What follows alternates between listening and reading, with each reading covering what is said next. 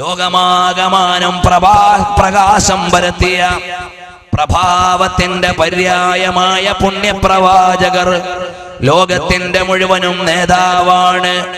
ആ ഹബീബ് സല്ലല്ലാഹു അലൈഹി വസല്ലം തങ്ങളുടെ വിശുദ്ധ വഴിയിലൂടെ മാനവികതയുടെ മനതലങ്ങളിൽ മോചനത്തിന്റെ മലർവാടി ഒരുക്കിയ മുഹമ്മദുർ റസൂലുള്ളാഹി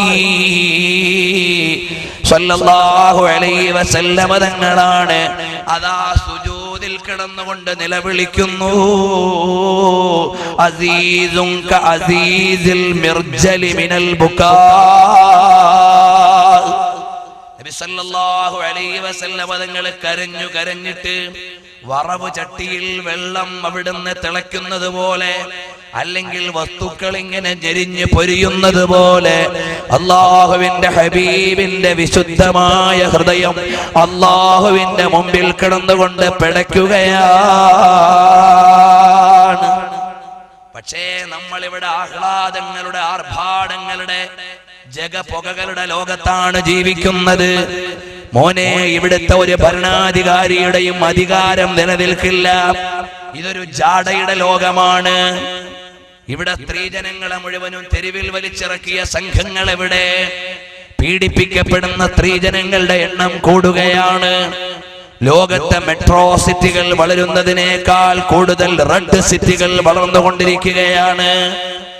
അരമനകളുടെ അകത്തളങ്ങളിൽ വ്യഭിചാരത്തിന്റെ നാറ്റമാണ്. അതുകൊണ്ടാണ് പൊന്നുമോളെ വിറ്റ് ജീവിക്കുന്ന മുസ്ലിം നാമധാരിയായ പിതാവിന് കോതമംഗലം സാക്ഷിയായത്.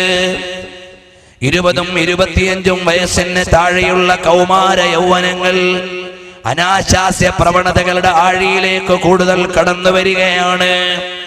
അവിടെയാണ് സഹപാഠിനിയെ പീഡിപ്പിച്ച കഥകളുടെ എണ്ണം വരുമ്പോ പ്രതികളുടെ വയസ്സ് കേവലം 16 17 പരിമിതപ്പെടുന്നത്. 10 വയസ്സുകാരനിൽ ലൈംഗിക ധ്വനി ഉയർത്തിയ സംസ്കാരമേതാണ്? 15 വയസ്സുകാരനെ തോന്നിവാസത്തിന് വഴിയൊരുക്കിയ ചിന്താധാര ഏതാണ്? ഇവിടെയാണ് ആധുനികതയെന്നും അഡ്വാൻസ്ഡ് എന്നും മോഡേണിസം എന്നും പരിഷ്കാരമെന്നും പുതിയതെന്നും എല്ലാം വിളിച്ചു പറയുന്ന കേവലമായ ഭൗതിക ജാടകളെ മുഴുവനും വലിച്ചെറിയേണ്ട കാലം വന്നുപോയി. നബി സല്ലല്ലാഹു അലൈഹി വസല്ലം തങ്ങൾ 6-ാം നൂറ്റാണ്ടിലെ ജനങ്ങളെ അഭിമുഖീകരിക്കുമ്പോ എന്തൊക്കെ തോന്നിവാസങ്ങളുണ്ടോ അതെല്ലാം ഇവിടെ ആവർത്തിച്ചു കൊണ്ടിരിക്കുകയാണ്. അവിടെയാണ് ഹബീബേ ഖുദാ റഹ്മത്തുൽ ലിൽ ആലമീൻ മുഹമ്മദുർ റസൂലുള്ളാഹി സ്വല്ലല്ലാഹു അലൈഹി വസല്ലം തങ്ങൾ അവരെ മുഴുവനും നേരിന്റെ, നെറിയുടെ, നീതിയുടെ, ന്യായത്തിന്റെ, സത്യത്തിന്റെ, ധർമ്മത്തിന്റെ മഹിതമായ വഴിയിലേക്ക് മാടി വിളിച്ചു കൊണ്ടുവന്ന നേതാവാണ്. ആ ഹബീബ് പാതിരാത്രിയിൽ ഉറങ്ങുകയല്ല.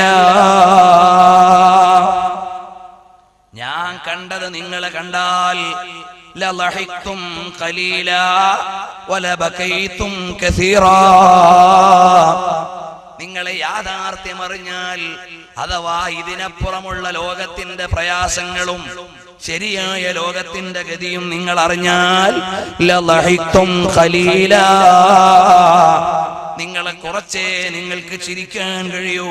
വലബകൈതും കസീറാ, നിങ്ങൾ കരഞ്ഞുകൊണ്ടേയിരിക്കുമായിരുന്നു എന്ന് റഹ്മത്തുൽ ലിൽ ആലമീൻ മുഹമ്മദുർ റസൂലുള്ളാഹി.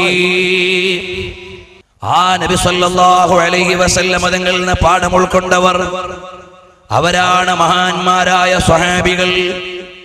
ആ സ്വഹാബികളുടെ ജീവിതമോ ബഹുമാനപ്പെട്ട 1-ാമത്തെ ഖലീഫയായ അബൂബക്കർ സിദ്ദീഖ് റളിയല്ലാഹു അൻഹു ആരാണ്? രാജ്യത്തിന്റെ ഭരണാധികാരിയാണ്, 1-ാമത്തെ ഖലീഫയാണ്. ലോക സാമ്രാജ്യങ്ങൾക്ക് നിയമപുസ്തകം എഴുതാൻ ലോ പഠിപ്പിച്ചു കൊടുത്ത നേതാവാണ്. ആ നേതാവായ സിദ്ദീഖുൽ അക്ബർ റളിയല്ലാഹു അൻഹു പക്ഷേ രാത്രിയായാൽ ഹിവാറുഹു മഅ റബ്ബിഹി, അല്ലാഹുവിന്റെ മുമ്പിൽ സംഭാഷണത്തിലാണ്. പക്ഷേ വസ്തുത അറിയുന്നവർ കരയുകയാണ്.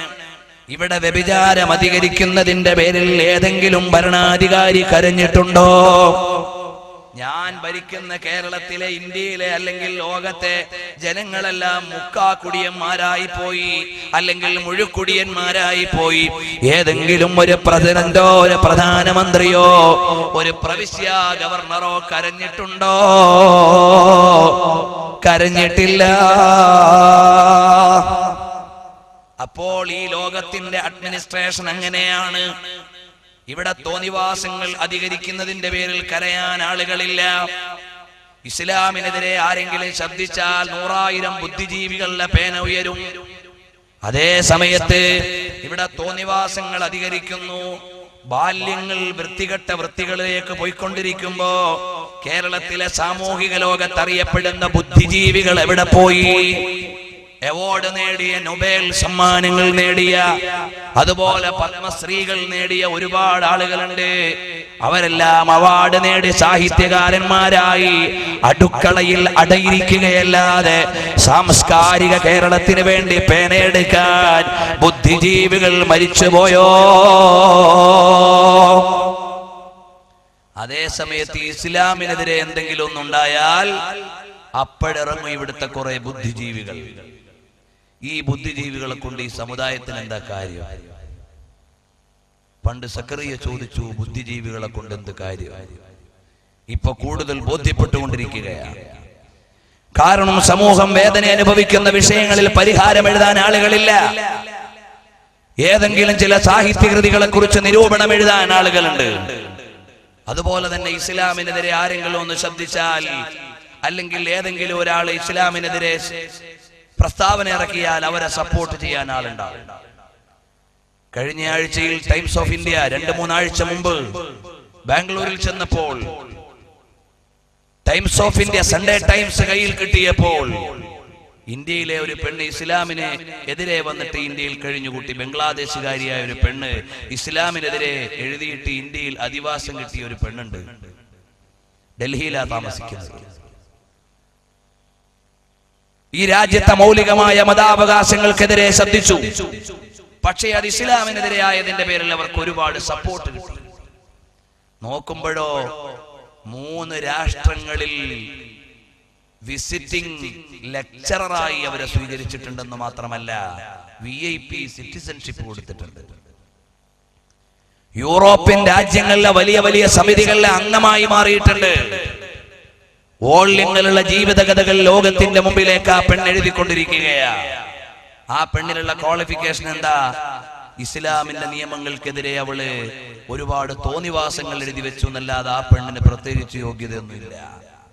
പേര് പറഞ്ഞിട്ട് വെറുതെ പരസ്യപ്പെടുത്തേണ്ടതില്ല.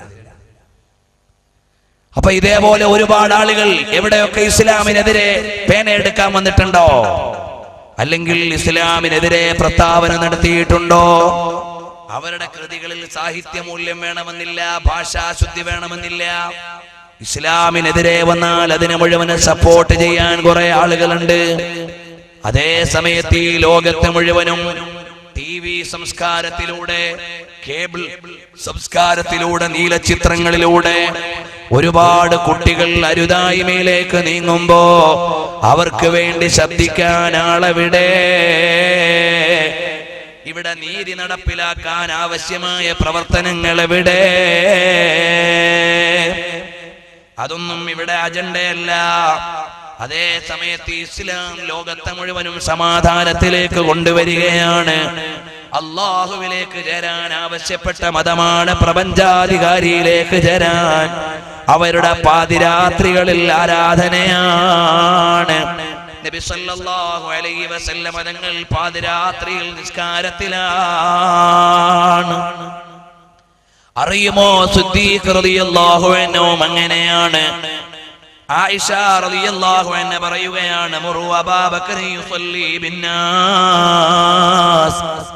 നബി സല്ലല്ലാഹു അലൈഹി വസല്ലം തങ്ങൾ രോഗശയ്യയിൽ കിടക്കുമ്പോ നബി സല്ലല്ലാഹു അലൈഹി വസല്ലം തങ്ങൾ പറഞ്ഞു, അബൂബക്കർ സിദ്ദീഖ് തങ്ങളോട് പറ ഒന്ന് നിസ്കരിക്കാൻ. ഖാലത്ത് ഖുൽതു യാ റസൂലല്ലാഹ്. ആയിഷ റളിയല്ലാഹു അൻഹ പറയുകയാണ്, ഓ നബിയേ, എന്റെ വാപ്പാനോട് ഇമാമ നിൽക്കാൻ പറയല്ലേ. റജുലുൻ റഖീഖ് അവിടുന്ന് മൃദുലമായ പാവമായ ഹൃദയമുള്ള ആളാണ്.